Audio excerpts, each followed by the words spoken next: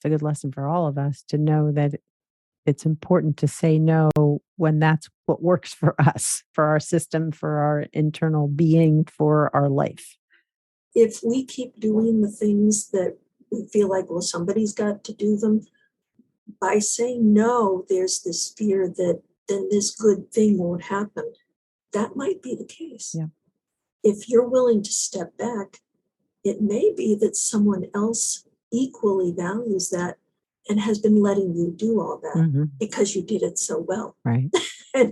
And by stepping back, you're actually making space, if it needs to happen, for that other person to recognize that they could be that person. Yeah.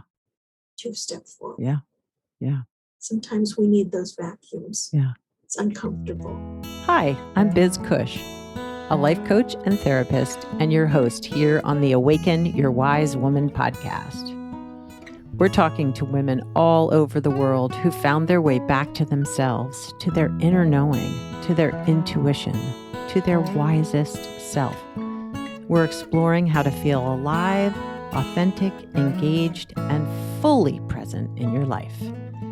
Let's awaken your wise woman. Hi, and welcome back to the Awaken Your Wise Woman podcast. I'm your host, Biz Cush, and this is my podcast, and I'm excited that you're here. So I had a funny, when I started this recording, I started off with welcome back to the Woman Warriors podcast, which is kind of silly because we haven't been Woman Warriors since, 2 seasons ago for sure. But it's amazing how embedded these things can be in our memories, in our brains, in our retrieval. But here we are at the Awaken Your Wise Woman podcast, and I'm super excited about my guest today, Marjorie Turner Hollman. But before we jump into that, I just want to say this season of guests has just blown my mind. And each time I get off a call, I'm like, oh my gosh, I have to share this episode right now because it's so good. And two, I can't share them all right now because I need to have episodes for the future. So there's some great stuff coming up. This is a great conversation. There's more great conversations to come. And I look forward to sharing them with you. If you want to get the podcast right in your inbox so you don't miss a single episode, you can sign up for the newsletter, which will get you the podcast. And you go to elizabethcushcoaching.com/sign up. And not only do you get the podcast in your email, you also get a free gift from me, which is some writing prompts for really honing into your energy, what aligns with you, how you can tap into, a greater alignment with yourself. So sign up, elizabethcushcoaching.com. That's Cush with a C, /sign up, all one word. Today, my guest is Marjorie Turner Hollman, who is an author, and we're going to be talking about her most recent book. But we dive into finding your voice, the shame that we feel when needing to ask for help, and how we can turn that into the gift of receiving. And it's just a beautiful conversation. So I'm excited to share it with you. And here's a little bit more about Marjorie. Marjorie Turner Hollman is a freelance writer and editor who loves the outdoors, uses hiking poles to help keep her balance on the trail, and has completed 4 books in the Easy Walks Guide book series. Her latest book, My Liturgy of Easy Walks, which we'll talk a little bit about today, is a memoir, Meditations on Learning to Live with a Changed Life. A native Floridian, she came north for college and snow. She has appeared on Boston's WCVB Channel 5 TV news show Chronicle, Boston's WBZ TV Channel 4, the Boston Globe, local radio and cable TV shows, and has been published in local, regional, and national publications. My conversation with Marjorie was enlightening and it really filled me up. I really enjoyed hearing about her journey and what it's been like to live a changed life after her brain tumor and paralysis, and what that has meant in her life in terms of having to figure out how to move forward as she gained strength and her mobility back. And her point of view and her bringing her walking journey into our conversation was really lovely. Without further ado, here is my conversation with Marjorie Turner Hollman. Hi, Marjorie, and welcome to the Awaken Your Wise Woman podcast. Well, thank you so much. It's really nice to be here today. Yeah, it's so nice to meet you. And as we shared a little bit before we got started here, just really enjoying your book, My Liturgy of Easy Walks. But before we talk about that, if you wouldn't mind sharing with the audience a little bit about you and your journey. Thank you. I mean, I was born, I came to New England for college, stayed because I love snow, and I haven't gotten tired of it, raised my family here. And my life really took a change, had a big change. When I was in my mid-30s, I found that I had a brain tumor that needed emergency surgery. When I woke up from what was truly life-saving surgery, I discovered my entire right side was totally paralyzed. Oh my gosh. That was a surprise to everyone. And I also knew right away that this was not something that was going to be a crisis that got dealt with, that it had not just a potential, it was very clear this was going to be something that had changed my life and that was going to be needing support on into the future with no particular end point. So Yeah. that was very daunting. I was going to say, I would imagine knowing that in that moment must have felt like a lot, being in your early 30s, looking ahead to what life might be like, or, what we imagined our life was going to be like. I know. I was a single mother, so I already, with my 2 kids, so it was really scary. Wow. How was I going to care for them? It wasn't anything I'd ever imagined. I have an active imagination. I use it. I practice using it every day. I'm a worrier, but this was nothing that had occurred. I had all sorts of other scenarios that I imagined, and this was not one of them. Yeah, I would imagine that was not something you ever could have even conceived of being a possibility for your future. And I'm curious, how old were your kids at that time? My daughter was 10, my son was 14. So they weren't babies, but still children. Neither of them could drive. Yeah. Yeah. Wow. So wow. They kept me going. It really, I bet. God bless them. They really did give me a reason to keep going. I felt very angry and very frightened. Yeah.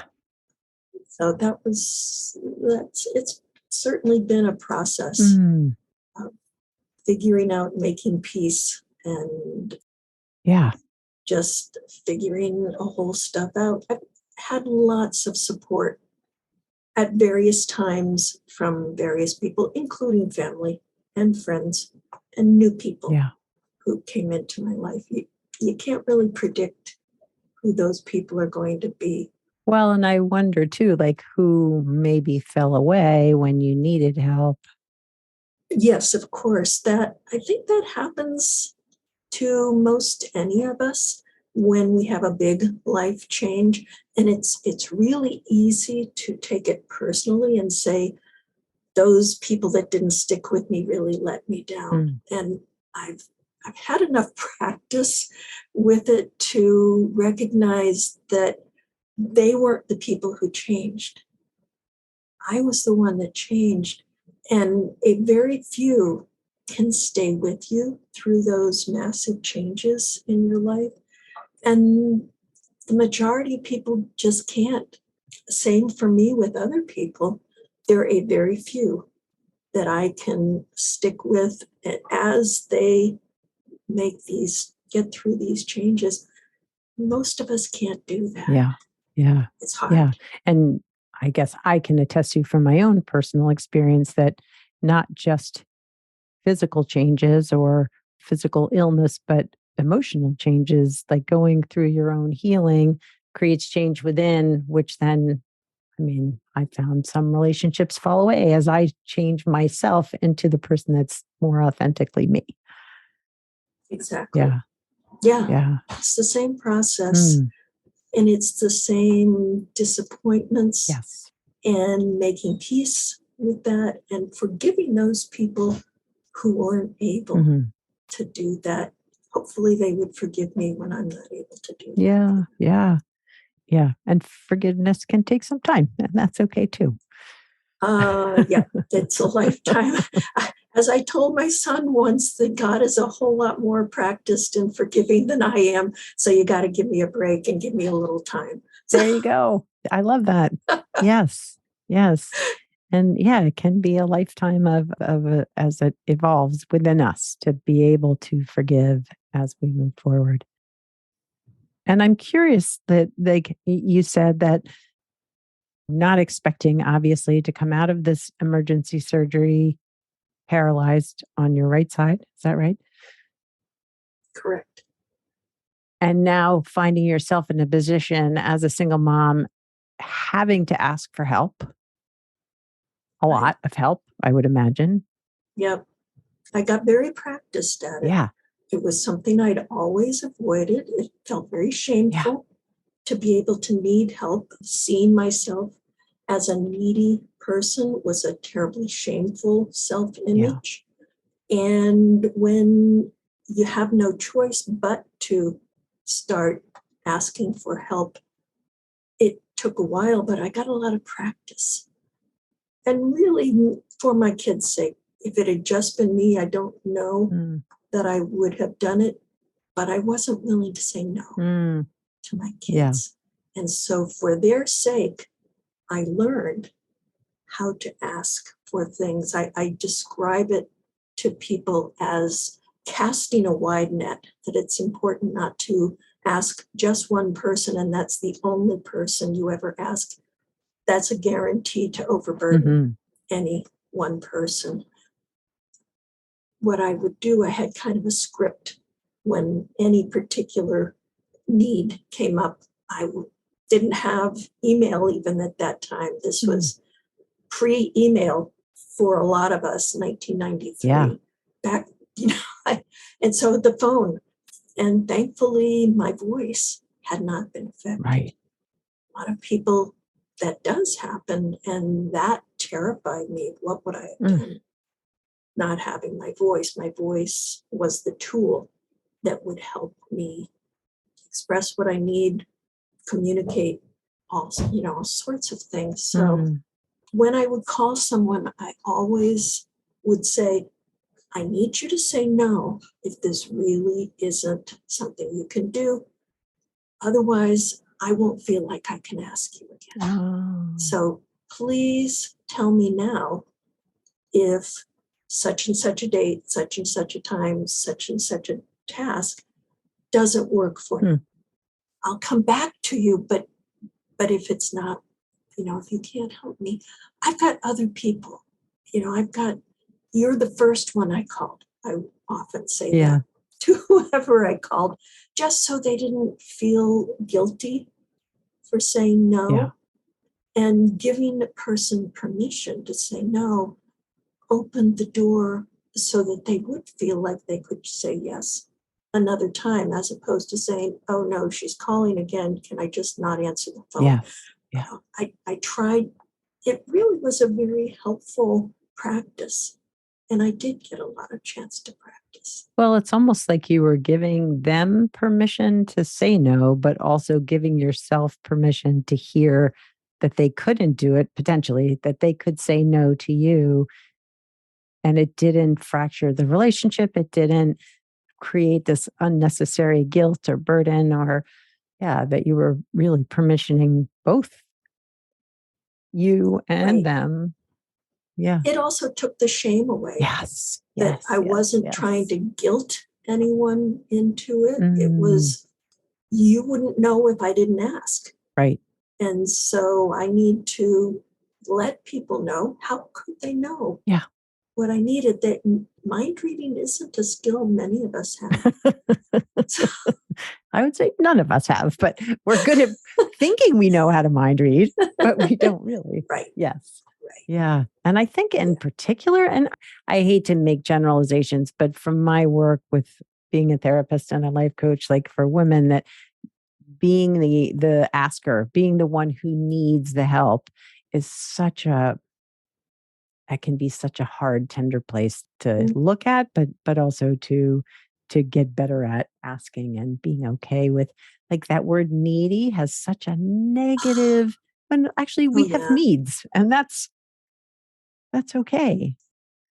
Oh, boy. I finally got to the point of saying, well, if all we ever do is give, somebody's got to do the receiving. And kind of making a joke of it, but really, in truth, it can't just be that one way. We like to be in that power position Mm, of, I have something to give you. mhm, But to understand that it can be reciprocal, there has to be someone who receives. mhm, I probably saw this most clearly just one day at church when our priest was preparing the Eucharist, mhm. and he prepared to give it to us. And if he's handing that out to us and there's no hands to receive, it's important to take that gift. It was particularly poignant because I knew he was dying of cancer, Mm, but he was still mhm. giving. And for us to accept that gift was a gift for him. Yeah, yeah. Well, and I find that for myself anyway, opening myself up to being vulnerable, asking for help, there is a much greater reciprocity between, I mean, assuming the person that you're coming to for help then hears you, sees you, doesn't make you feel terrible for asking for it, right? It's the right person. Yep. But that it creates a beautiful bond too, because helping someone is a really it is a nice thing to be able to do for someone else. I mean, and we can't always, Mhm. it doesn't work if we're always the helpers and not the Right. receivers. Yeah. Yeah. That's a beautiful story of the Eucharist. I don't know. That just, I don't know, somehow Mm. landed with It, me. it was very, very visual, and I can still picture Mm, the whole setting, and just it takes me right back. So thank you for listening. yeah. Yeah. I know our culture is very able bodied, our world, the way it's all set up. My oldest son is a little person. He was born a dwarf. So I know from experience of navigating, he's 34 now. So, but when he was a child, navigating the world for average sized people, it was always like we were always having to think about, figure out how to make the world accommodating to him, bringing stools Mhm, places, asking for things. I'm mhm. curious, you came from being able-bodied to not, Mhm. and how has that, I don't know, impacted you? And yeah. Oh, it's been lots of changes. What occurs to me, because again, there's shame of, it's all these needs that Yes. I have for various things that have been the consequences. My particular ailments, disabilities, whatever term you want to use. There's a woman that I follow on social media, who's very, very articulate. She's in a wheelchair, and she articulates the whole disability. I don't even know the word, but what she said that really resonated with me was that we have made accommodations for able-bodied people everywhere you look. There's a building. Oh, we built some stairs, so you can now go in the building. Mm-hmm. What? You want a ramp so you can go in? That's something extra. No, you've already done things for people to make it accessible. We're asking the same for us. Yeah. And it isn't that you're asking something that nobody else asks for. In fact, we have stoplights, we have cars, we have practically everything. You see stairs to get in your house. Mm-hmm. Yeah, the automatic seats in a car, right? Like all sorts of everything. Yeah. And when you start seeing that we all make accommodations every day, whether it's for children to put them in a stroller, whether it's at the grocery cart so we can carry groceries. Those are all tools that we take for granted. And we don't even think about that those are accommodations to help us deal with regular life. Yeah. And why does this have to be such an ordeal to ask for accommodations for? Or special consideration. Special considerations, yes. Yes. Yeah.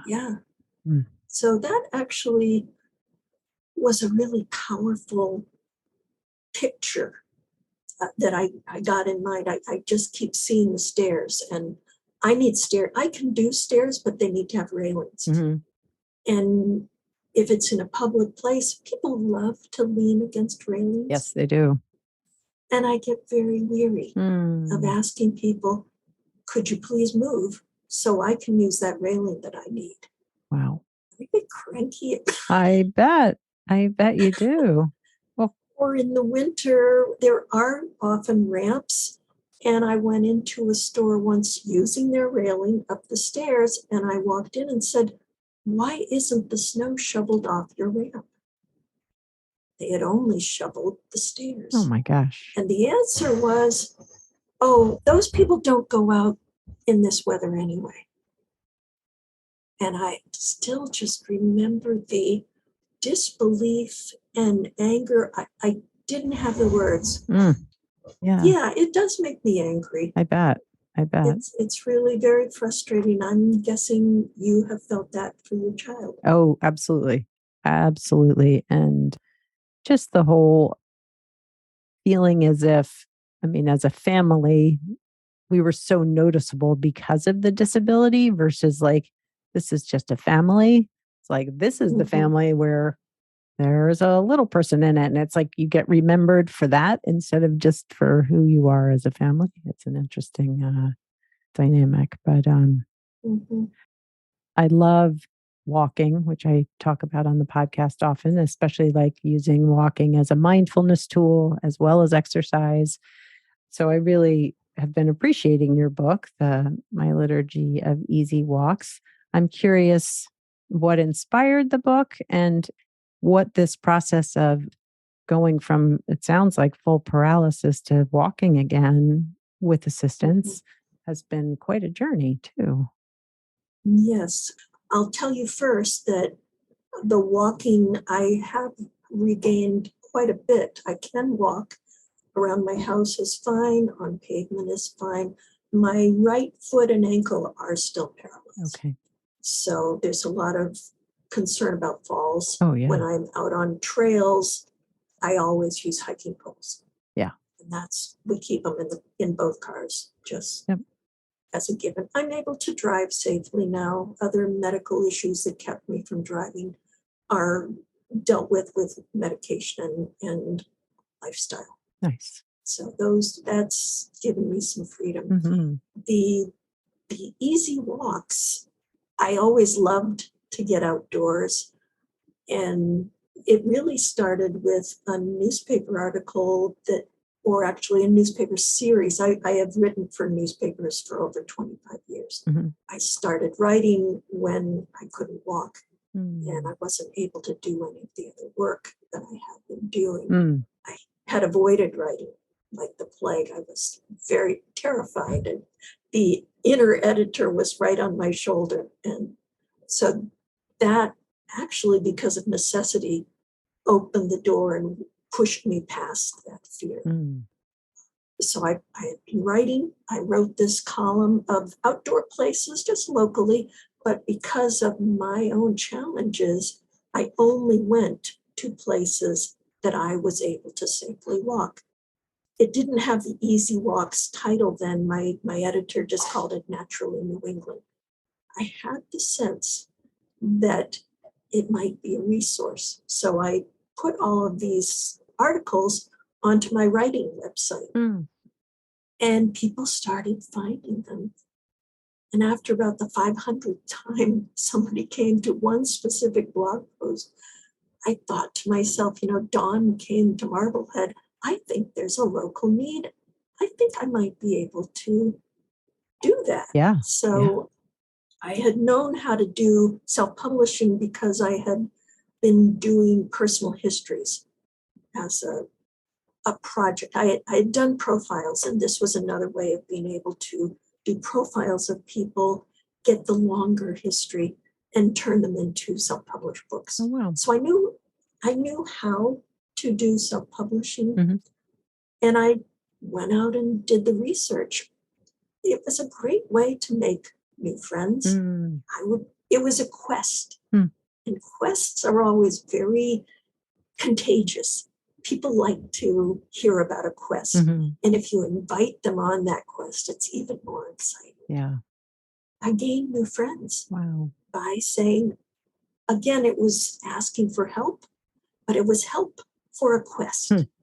So it was a different kind of asking for help. Like a bigger purpose almost. Yeah. Exactly. Yeah. It wasn't a selfish ask. It was I have this project and I need some help to finish it. Would you like to be part of it?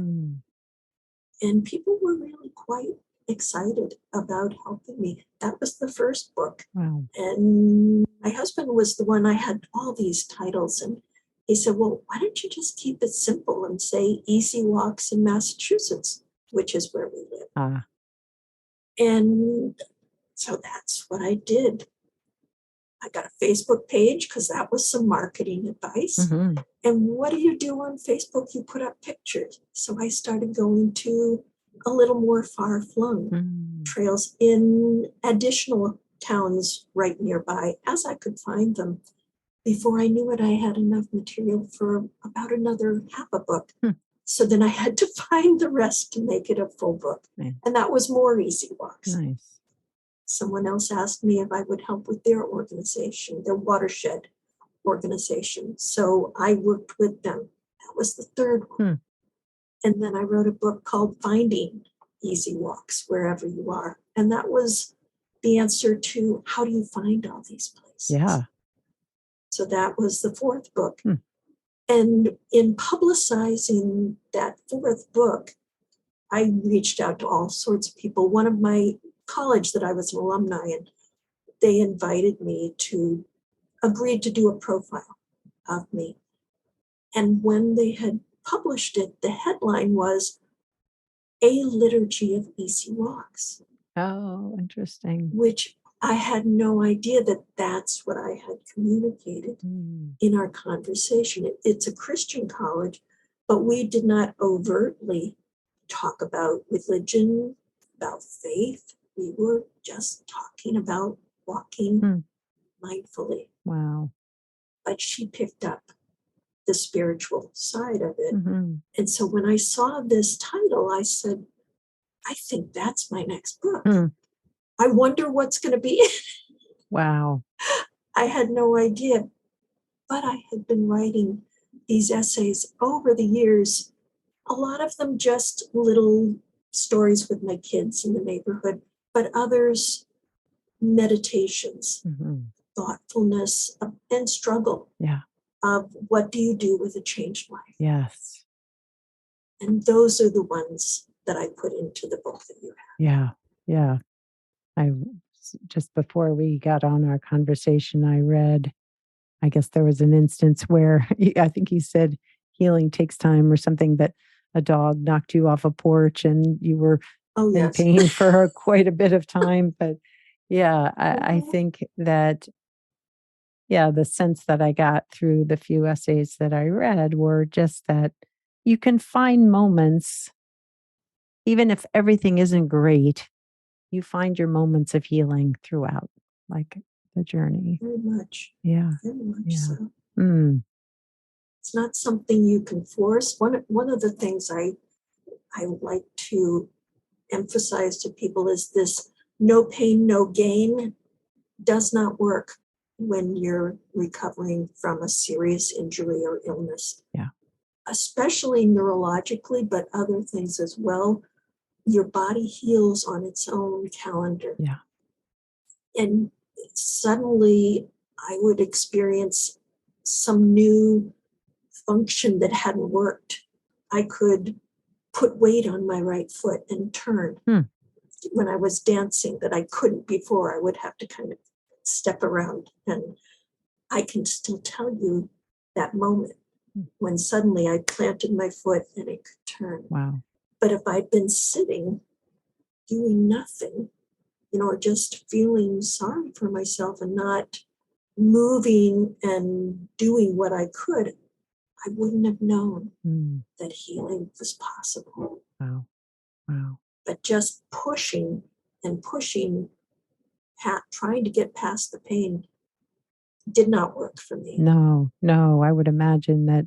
I mean, it sounds like you really were listening to your body and how much you could do and really tuning in to when it was My time to body rest. spoke pretty loud.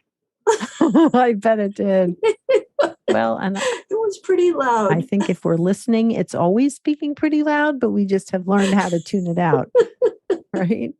I have a piece in there about Zen dishes, and that it was a grace that my family moved to lighter plates because it gave me warm, soapy water to help my hands and my shoulder move in a comforting way.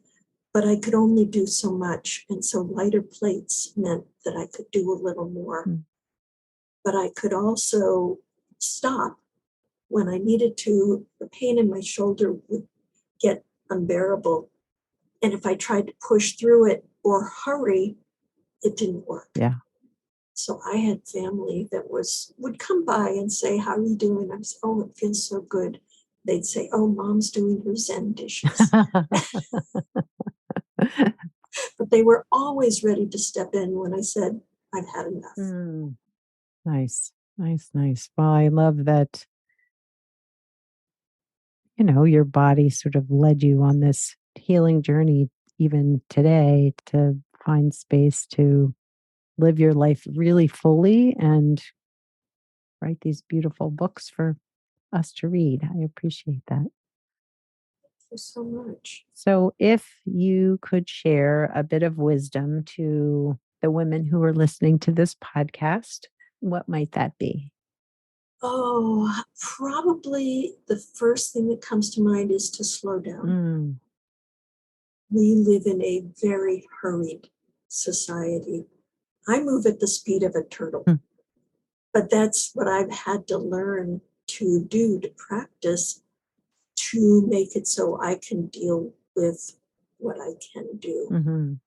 We push ourselves and push ourselves past what we can do. And then we say, "Oh, I'm always so busy. I'm always so busy," without realizing that there are choices that we could make to say no to things that aren't good. Yeah. Or whether we say yes to things because of guilt or whatever. And if we choose not to slow down, our body is going to slow us down at some point. Yeah.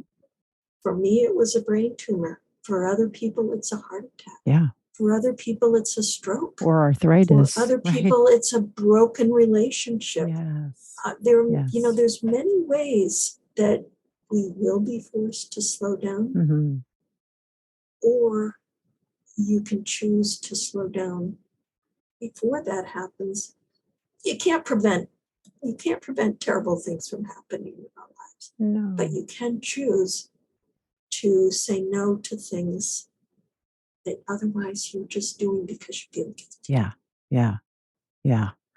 I agree. I think, when we're so busy and we're not really listening to what it is that does fill us up, that, we're saying yes to things that really matter to us, like we're missing so much of our living our life, in a way that feels true. People like to feel like if they're busy that they're important. Yeah.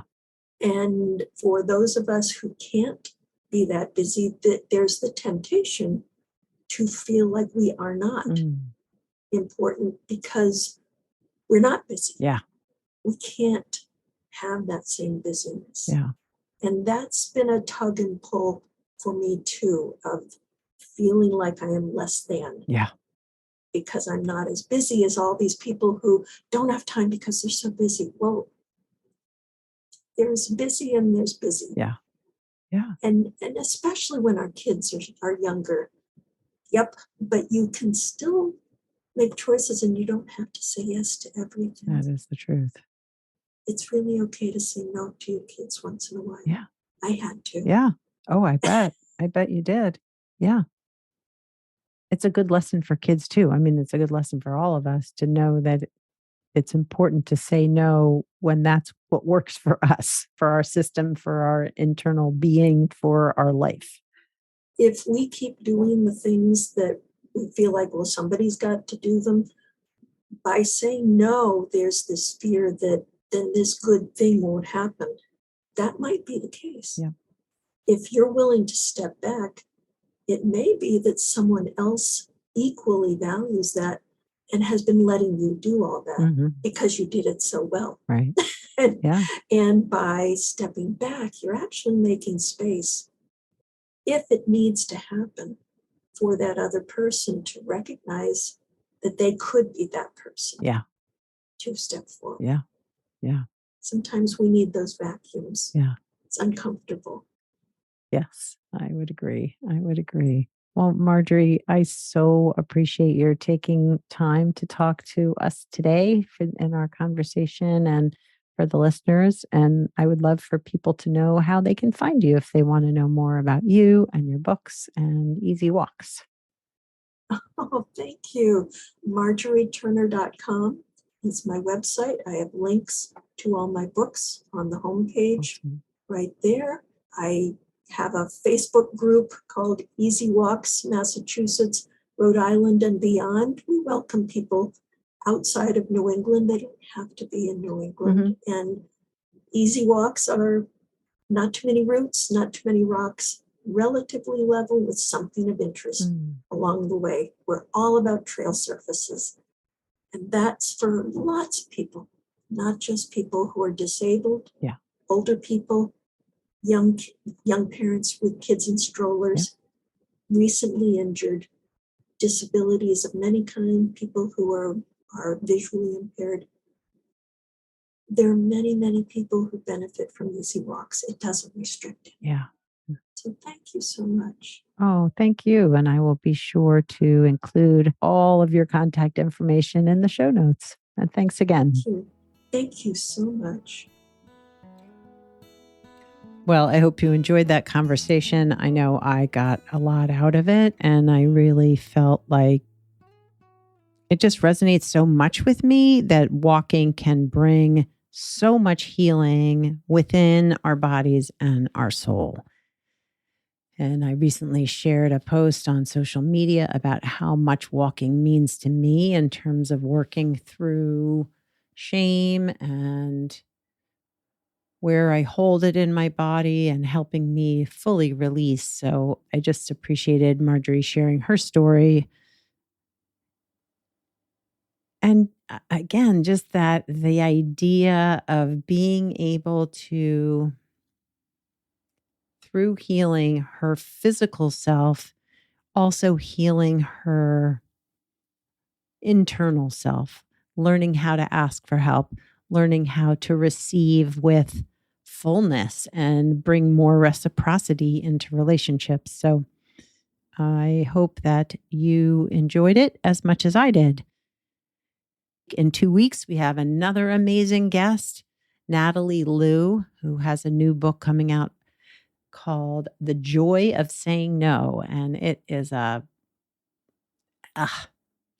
another fabulous conversation that I cannot wait to share with you all. So join us in 2 weeks. Again, if you'd like the podcast in your inbox so you don't miss a single episode, sign up at elizabethcushcoaching.com/sign up. I look forward to connecting with you next time here on the podcast. Thanks for listening to the Awaken Your Wise Woman podcast. The information in this podcast is not a substitute for seeking help from a licensed mental health professional. Music by Andy Cush, sound editing by Laura Disler, and show notes by Kathy Cush. If you'd like more information about me, Biz Cush, and the resources shared today, go to awakenyourwisewoman.com.